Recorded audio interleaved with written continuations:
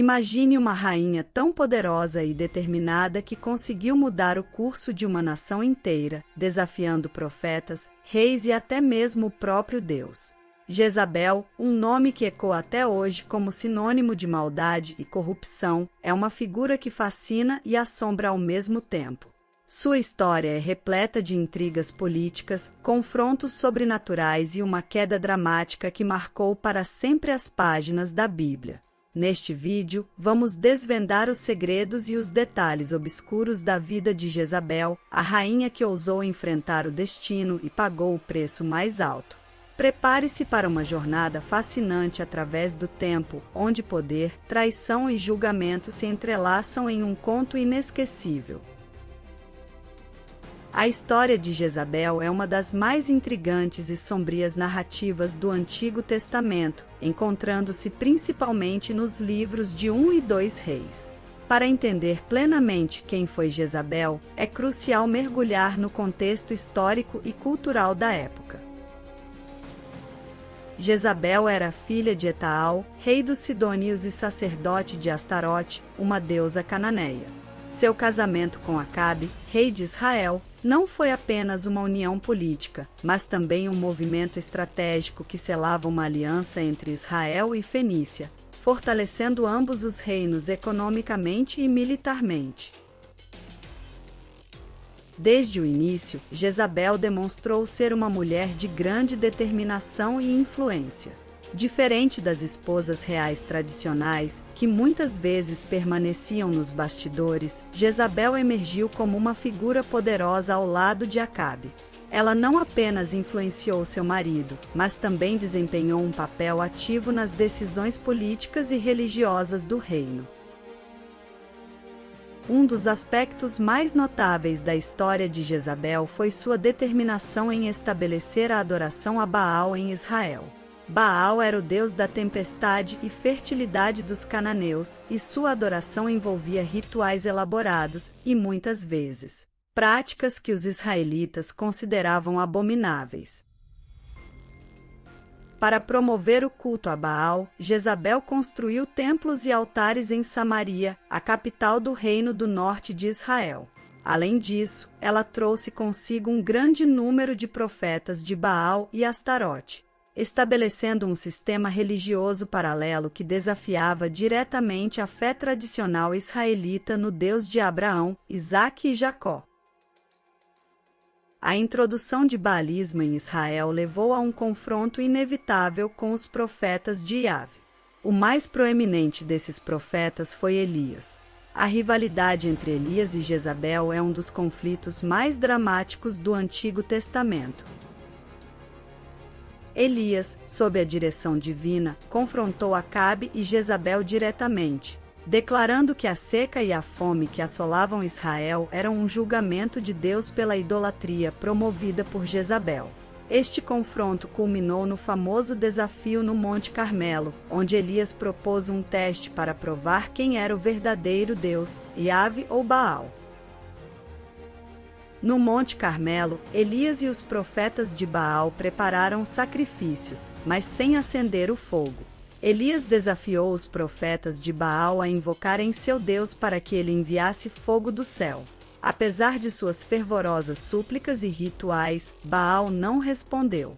Quando foi a vez de Elias, ele orou a Yahvé, e o fogo desceu dos céus, consumindo o sacrifício, a madeira, as pedras e até a água ao redor do altar. Esse evento dramático levou o povo de Israel a reconhecer Yahvé como o verdadeiro Deus. A derrota dos profetas de Baal no Monte Carmelo enfureceu Jezabel. Determinada a vingar a morte de seus profetas, ela jurou matar Elias, que fugiu para o deserto, onde Deus o protegeu e o fortaleceu para continuar sua missão profética. A influência de Jezabel, no entanto, não diminuiu.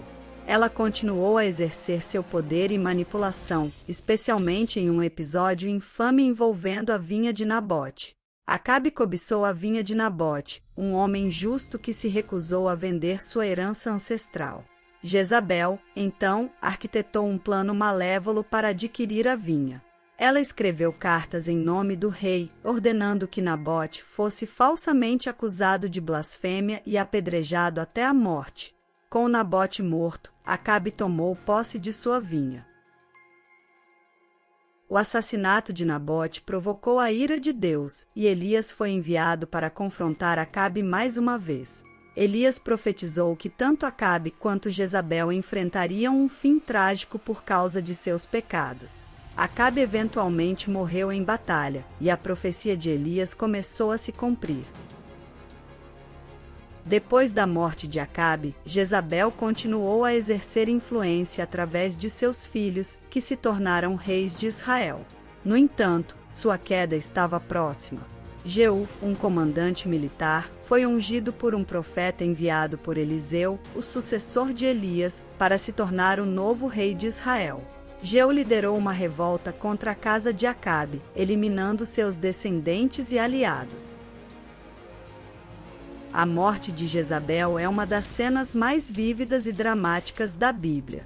Quando Jeú chegou a Jezreel, onde Jezabel estava, ela se preparou, pintando os olhos e adornando a cabeça, talvez na esperança de seduzi-lo ou enfrentar sua morte com dignidade.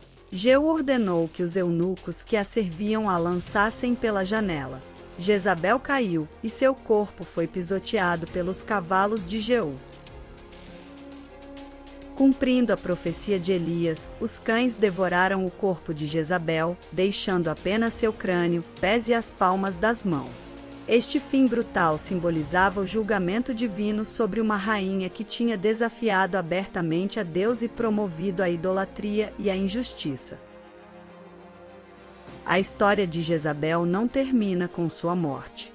Ela se tornou um símbolo de maldade e corrupção, mencionada várias vezes na literatura bíblica posterior. No Novo Testamento, no livro de Apocalipse, uma mulher que promove a idolatria e a imoralidade é chamada de Jezabel, destacando a duradoura associação de seu nome com o pecado e a rebelião contra Deus. A história de Jezabel é uma poderosa narrativa de ambição, poder e queda. Ela emerge como uma figura de determinação e influência incomuns, desafiando os papéis tradicionais de gênero de sua época. No entanto, sua inabalável promoção da idolatria, seu desprezo pela justiça e sua oposição feroz aos profetas de Yahvé marcaram seu legado de maneira negativa e duradoura. Jezabel não apenas se tornou um símbolo de maldade e corrupção, mas também uma personificação dos perigos da rebelião contra Deus. Sua vida e morte servem como um aviso atemporal sobre as consequências do afastamento dos valores divinos e a inevitabilidade do julgamento divino.